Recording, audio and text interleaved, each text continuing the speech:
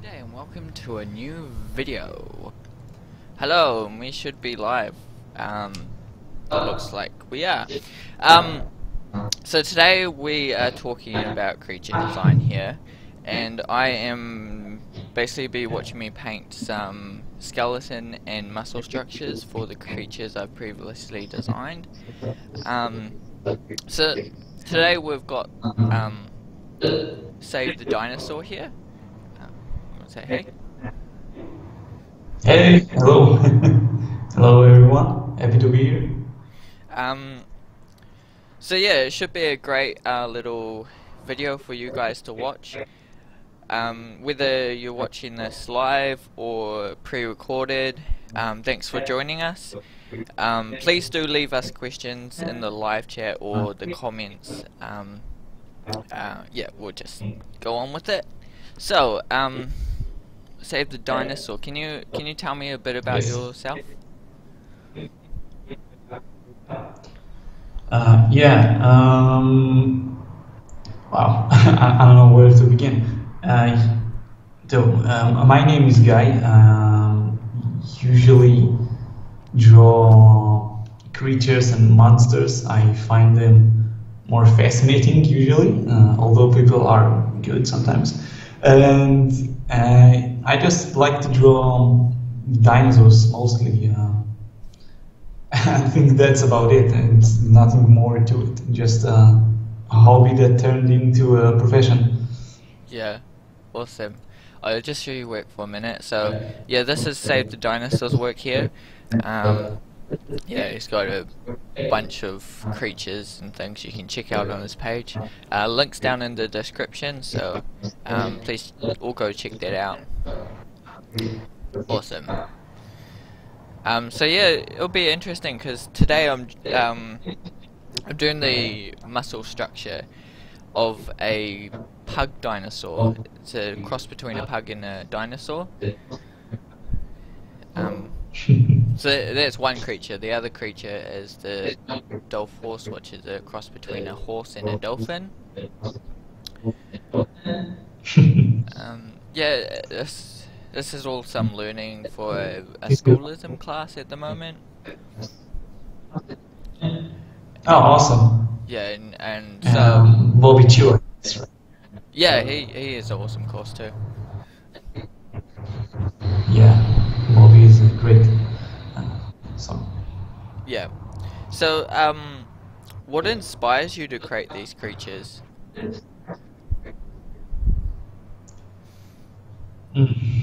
What inspires? What I like about doing creatures is that you have, at least for me, yeah, I feel that sometimes you have more possibilities, more things you can do to be a little bit more creative, because I can draw 6 legs and legged, 4 eyes and tail creature, and it will be legit. If I do it like try to draw a person with 6 legs and 4 eyes, maybe it will be a bit freaky or scary. So you can do just a lot of stuff with creatures, and that's why I like them so much.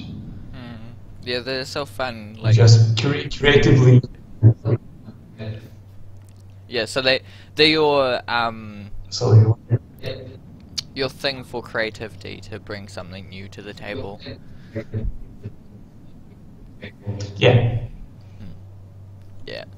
I'd say that for me, at least it's like because I love animals so much. I love drawing animals. They're my main passion. So if I get to create something new with drawing these animals as well, it's a bonus. That's why I'm liking creature design, because it's taking what I know, it's taking drawing animals and their anatomy and things like that into something new. Yeah.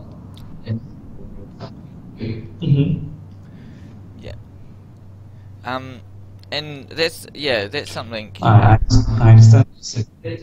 Yeah. Do real Oh, it's animals really nice. It's fun. Sorry, yeah. You were saying? do real animals inform your creature designs?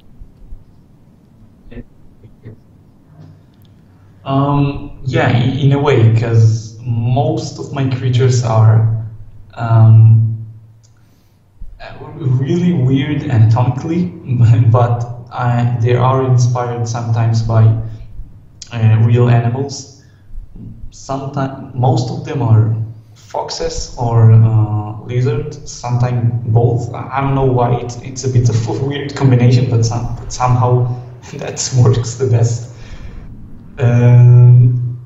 But I always try to take something from the real world because that's way your creature is more believable and not just something that that you can believe that will actually exist.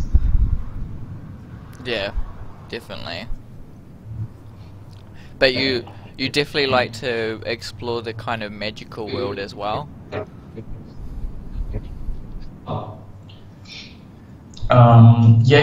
Magic. It's like in creatures because creatures and magic for me it's a bit the same because you can do a lot of more possibilities. So magic, it's endless. You can do whatever you like, and it's cool. And again, it's legit. It's believable. So that's why I also like this topic as well. Yeah. Yeah. Do you think that structure is an important part of creature design? Yeah, of course.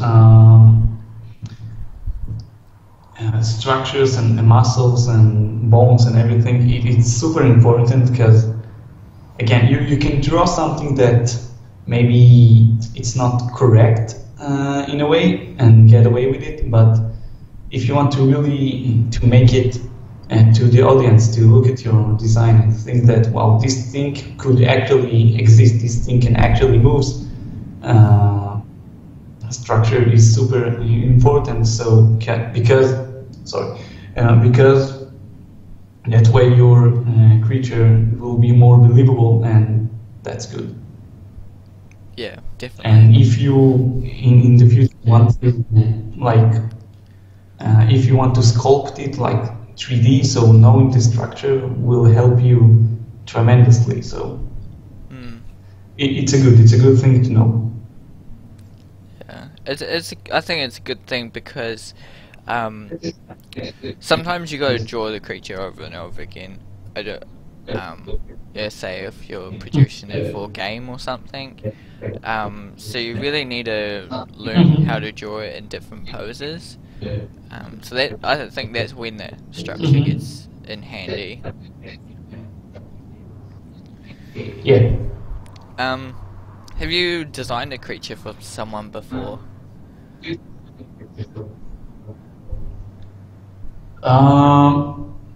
I designed a dinosaur, very surprising, for some animation a while ago, but never did the creatures for anyone like in a studio, something like that. Maybe it's a couple of commissions, but nothing too fancy.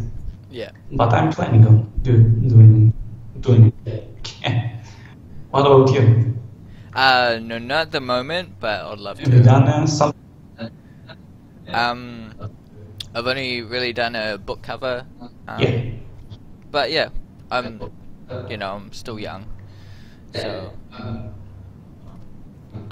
No, it's okay. It's okay. It's not a race. It's when you can do it, you do it. It's nothing. Yeah, that's the way. Yeah, it's not a race. It's not like like achievements in games or something like that. I'm You can take your time. still breaking in, so I'm getting there. But yeah, it's really cool. 'Cause, Yeah, you're in a good direction. yeah, it's really cool because I've had a lot of good feedback with these creatures, like some kids passing these Pugosauruses and being like, "Oh my god, it's a dog," and then they're like, "Oh, it's a dinosaur dog," you know. So there's definitely some people that love to see this kind of thing. Yeah, and it's awesome. I think it's a very original combination. I've never seen something like that, so that's good. Thanks. Yeah. How do you call it? Puggosaurus, something like that. I'm always thinking of something different because I don't want to be like, oh, I'm basically a different take on someone else's design. I mean, I don't mind. I wouldn't mind doing that, but I just like to have my own kind of creation in a way.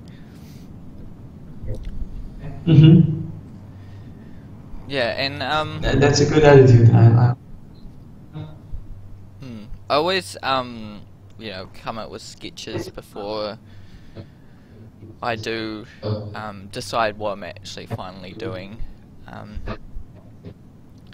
as well. Or some word lists and things like that, because I've learnt to work with word lists, like, you know, pug, dog, canine, all those kind of words. It could have been a Stegosaurus in a dog. It could have been anything. Oh, this is Stegosaurus. Like T-Rex kind of dog. But I still wanted to keep the creature walking on 4 legs like a dog, so that's what I kind of went with. So what is your typical workflow? My workflow. Usually I'll start with a simple shape like a silhouette, just to figure out what I want to do. Before even I think about the composition and everything, I just start out with big chunk of silhouette, and after I have like a silhouette that I like, I scale it up, lower the opacity, and start to do some line art over it, just to trying to figure out what's hiding in this silhouette.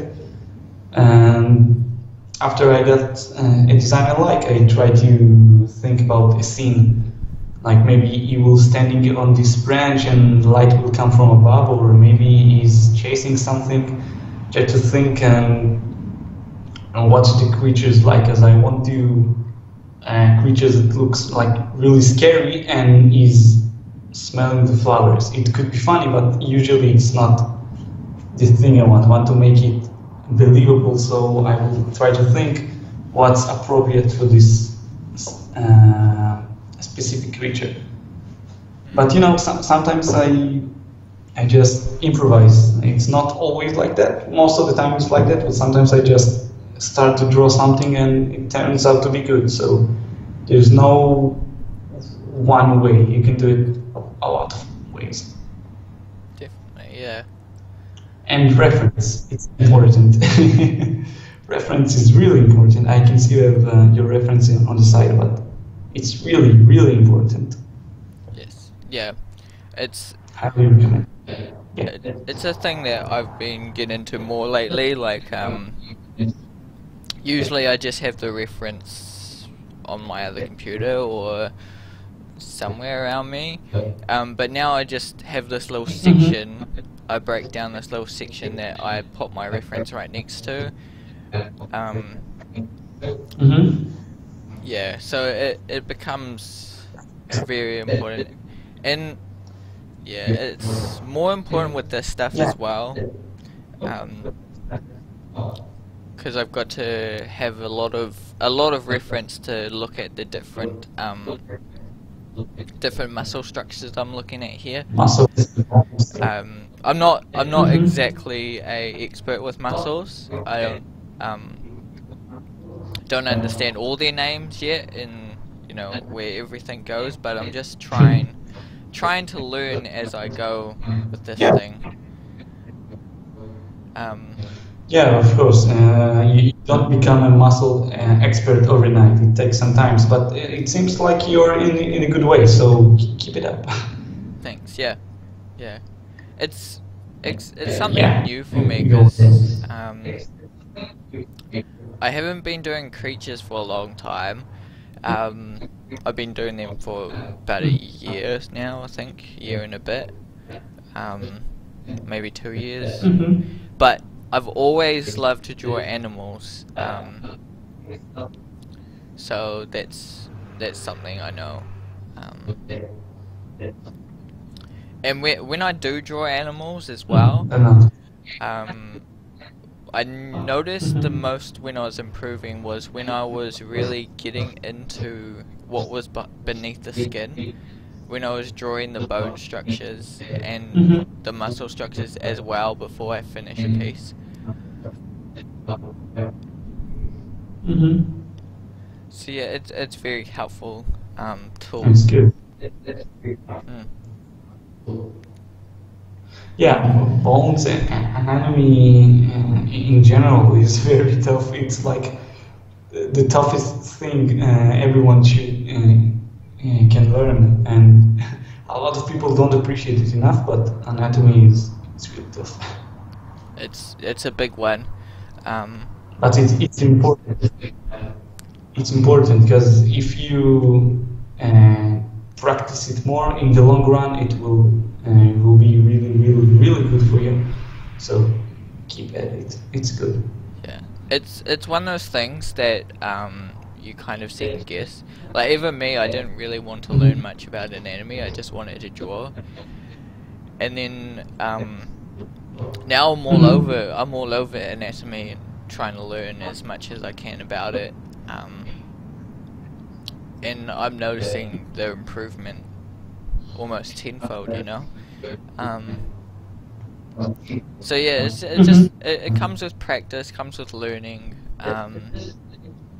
I think now I've got a pin board. I pin my skeleton drawings and anatomy and make sure I've got all that on the wall so I can look back and forth on it. Mhm. Because I always love drawing animals, but humans I don't really like drawing, admittedly, Yeah.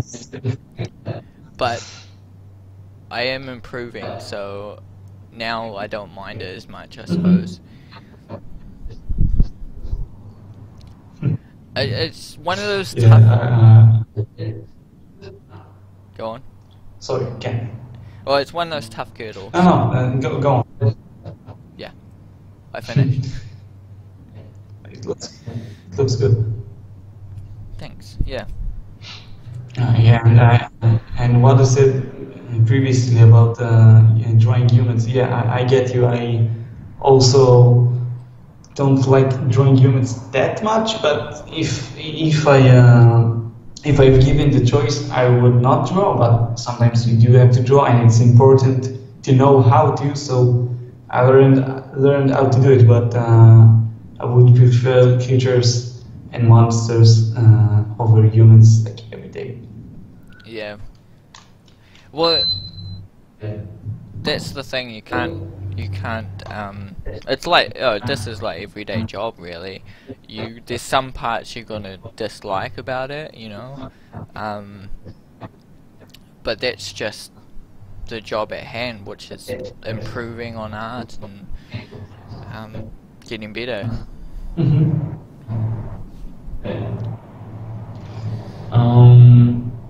You're asking if even if you're starting to hate your job, if you can still love it. I misheard you a little bit. Sounds like a good question. I was basically saying. I couldn't. Mm-hmm.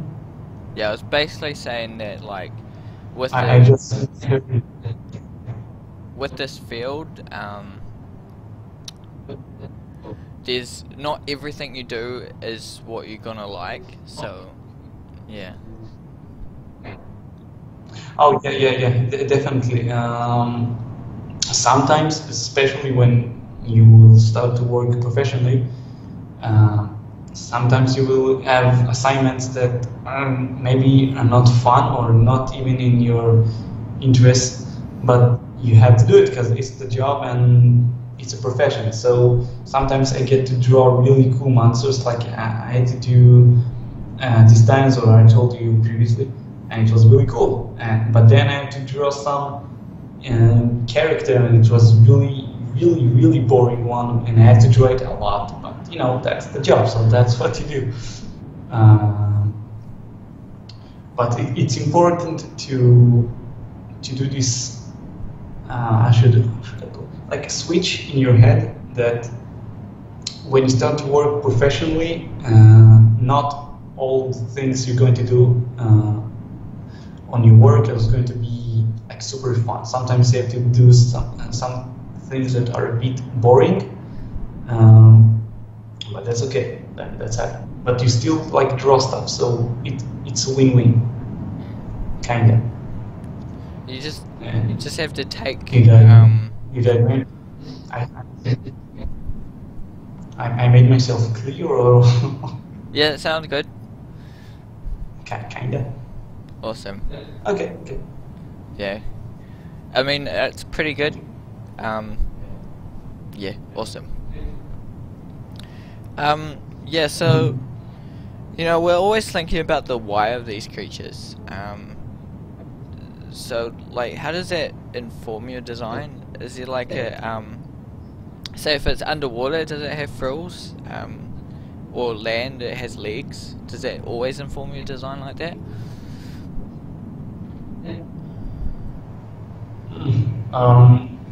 Well, to be honest with you, sometimes I just start drawing things, and if it looks cool, then I start to think, wait, this is not really making any sense that he has like these hands over there or his jaw over there, because you won't be able to move or to actually live. So the design is most of the time is just what I like shapes, and if it feels good.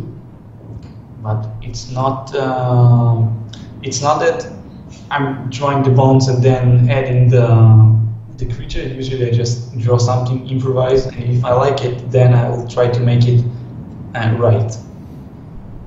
If that answers your question. Yeah, sounds good. Yeah, so the one I'm doing now, I don't think it's popped up yet, but so the first one was a land animal, obviously it was a Pugosaurus, and then the second one's a Dolphorse, that's a underwater animal. It's a dolphin and a horse, right? Yeah, a dolphin and a horse. It's a bit complicated because I don't exactly understand like how I understand a little bit of how, you know, fish gills and things work. So sometimes I don't see the Dolph-Horse combination as exactly practical, because I haven't seen many creatures that do like walk on the surface of the waters. Exactly. So yeah, it's an interesting thing.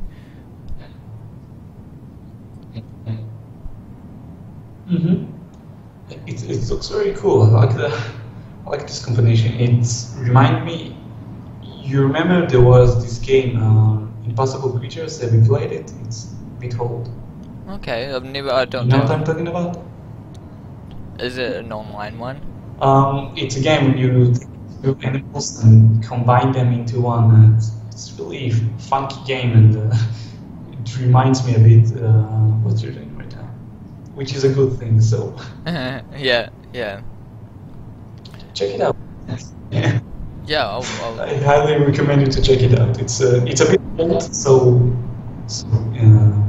be a bit forgiving.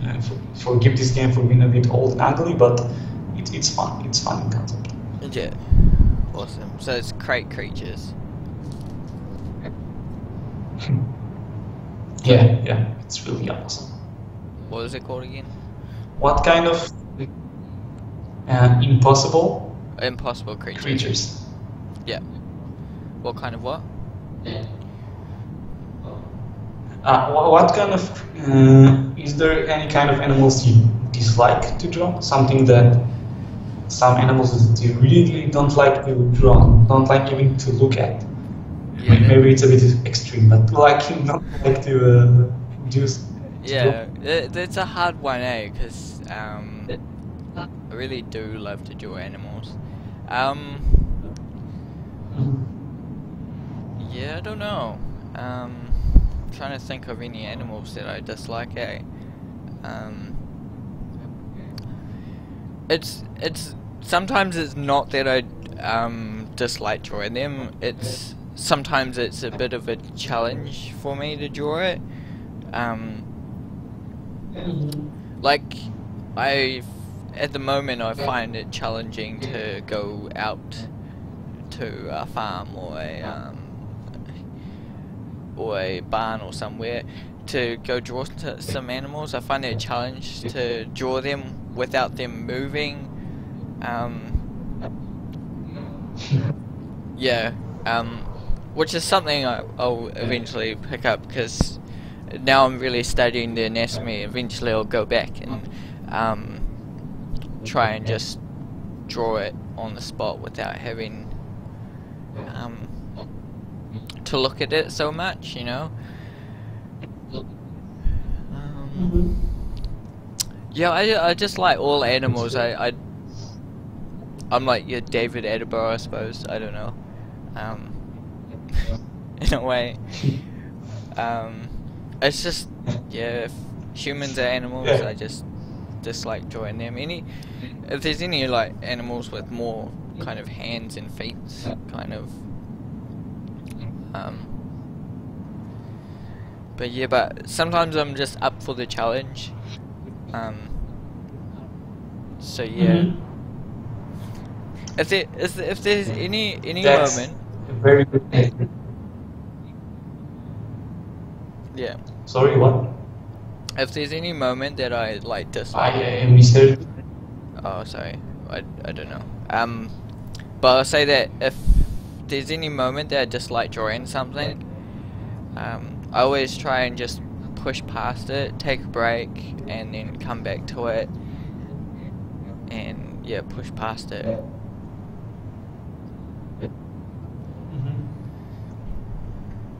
Just so you know, this is an excellent attitude, and maybe for you it's obvious that it's challenging, but I'm going to do it anyway. You would be surprised how many people, when they face things like the slightest challenge, they're like, no, this is not for me, and they just walk away from it. And sometimes you do need to walk away from something if it doesn't work, because you can do it better, but not all the time. Sometimes you need to, bite the bullet and do it. And what you're saying is that you're actually facing the challenges, which is great. Really, it's awesome. Keep it up. Yeah, I always say you gotta risk it to get the biscuit. Yeah, that's right. That's how I do it. Yeah. I mean, It's art, awesome. design, and all this stuff it's about meeting those challenges, because you're not going to improve just by sitting there coasting, doing the same thing over and over again. You have to have a challenge for yourself to learn and improve. And yeah, I agree. yeah. It's very interesting, because now I look back at some drawings and I'm like, oh, that's not as good as what I'm doing now. I'm like, okay. And sometimes I sit there, I'm like, I want to revisit this. Actually, that would be. I get you. Yeah.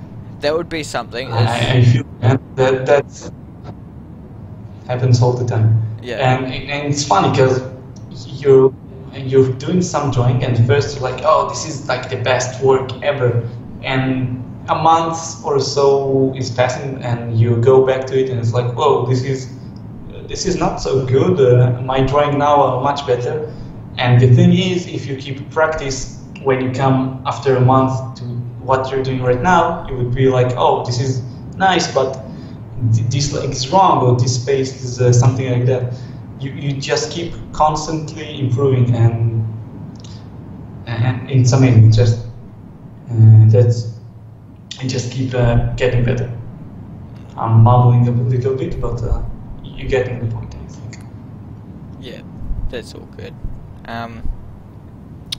Yeah, I was saying I think there's one creature that or animal I don't like drawing, which is snakes, because their bodies can get quite tangled in a way, so it's hard for me to follow the snake all the time. But it's something I'm tackling because so I drew as a dragon snake as one of my first posts on DeviantArt back in the day, like 4 or 5 years ago, and now I'm drawing it again. I'm just practicing drawing it. Eventually I will get to actually drawing it and colouring it in colour pencil. Awesome. Eventually, and I want to put them next to each other so I can kind of compare the difference and improvement. Oh, that's good. It's so much. It's amazing because I also did it one time. I took one of my oldest drawing and I put it next to next to the new one, and the difference is like, it's amazing. You see how much you have improved, and you can't believe that you actually made this kind of improvement, because you don't see yourself improve every day. You see it only after you look back. Am I making sense? You understand what I'm saying? Yeah. It's a bit hard to explain, but only when you look back you can see your progress. Yeah. Cool. Which artist inspired you? Sorry? Do you have any artist that especially inspired you? What artist do you find? I'm assuming Bobby Chiu, because he's awesome and everybody likes Bobby Chiu. He's also one of my favorites. Yeah. Bobby Chiu. Also, this was a Teal Whitlatch course. Oh yeah. She inspires me as well. There's a Cryptid Creations on DeviantArt. He's very inspiring to me as well, because he comes up with a drawing every day almost. Every day he does a painting, which is very inspiring for me, and he does a kind of a punny kind of creature in a way, and all those kind of animals and things, so it's very fun. What about you? What inspires you? Like you said, Bobby and Terry, they're awesome. And I also like, it's not only about creatures and like artists in general. Nathan Fox, which is an awesome artist and a very nice person. I had the chance to meet him. He's real nice. He's a real nice guy. Yeah. Sam Nilsson, Mark Burnett, Max Brett. I mean, there's so many. We can do a stream just talking about them, and like there's so many names, and I'm not very good with names, so every time I'm remembering people by their work. So most of the time I'll be like, oh yeah, I like this artist, but I can't remember his name. It happens to me a lot, but a lot of people. Yeah. But to sum up, Bobby is like who inspired me to begin with the creatures. Yeah. the way he talks and the way he explains, and his work obviously is really good. So Bob is like the idol, and the rest is really great. Yeah, it's interesting. I've had a few over the years that I've watched and loved to grow up with. You know, a big favorite of mine is Gary Baseman, which is very interesting. I really love his work. He's done like Cranium. Everyone knows Cranium, hopefully. And I remember him from the show, the dog dressing up to be a boy. I think it's called Teacher's Pet, I think it's called. So yeah, it's I don't. yeah. Look him up, Gary Baseman. He's really cool, and yeah. But I get inspired by a lot of artists. I'm always going out and looking at different kind of art styles and seeing what they've done, and if they have any tutorials or advice or things that I can look at to help me improve. So yeah, I just remember Gary Baseman. Yeah, I love him. It took me a moment to remember. It's awesome. Yeah, he's really good. Yeah. Awesome. Yeah, some people. Good taste, man. I like it. Yeah. Some people don't exactly know his name. They know his work. So yeah, it's the same for a lot of people. But yeah, I've gone ahead and also named the skeleton and muscle structure. I won't be exactly perfect because like in the dog here, I've given him kind of a pubis bone, I'm not too sure, and a pelvis. Whether that's viable or not, I'm not too sure. I've just kind of guessed on would it be possible, does it fit, kind of thing. Yeah, it's you know, some of my bone structure is not exactly perfect because I've just tried to draw it the best I can. I find it's okay. The more you do it, the better you get. So even if you get something wrong, it's okay because you're still learning. So you can't really get something wrong because you're just learning. You understand that? It's like, it's okay. We all make mistakes. Even I make mistakes. Even like the best. It's okay. Yeah. All of us. Yeah. You got to make those mistakes anyway. Like, you won't learn anything if you don't. Yeah. And mistakes, it may sound funny, but mistakes are sometimes really good because from mistakes you learn. Because if you do something really good, it's cool and all, but from mistakes you learn and you get better. And the more mistakes you do, the better you get. So mistakes are not necessarily something bad. It's something that you will get better next time. Yeah. And yeah, I've got. Yeah. Do you keep a sketchbook? Yeah, all the time. I tell this to so many people, and so many people don't listen. And like it's keep driving me mad. Yeah, I have sketchbook with me all the time. I have like a really tiny one, so it won't get heavy or messy. Just a really small one, and I have some pencil with me wherever I go. No, and sometimes you're just on the train, on the bus, just waiting for someone. It's really good to just have something that you can sketch with. I highly recommend anyone who does not have a sketchbook to get one, even the smallest one. Just, it's really good. Yeah. It's good to have. I have a dozen sketchbook books. I never finish them. But it's just, yeah. I usually You know. I almost you get to the middle and then like maybe I'll buy a new one.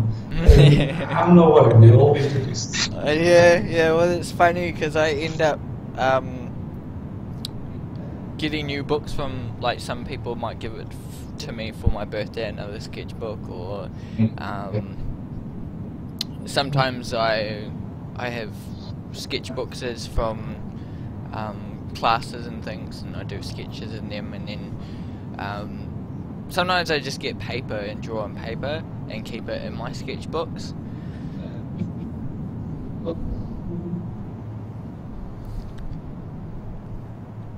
It's good. It's good that you have this routine to sketch wherever you go, and just to be able to sketch. Because again, it's made to you. It may sound a bit obvious, but so many people that I know don't like to sketch, especially not on sketchbook, because they're afraid it won't look good or something like that, and it's a bit.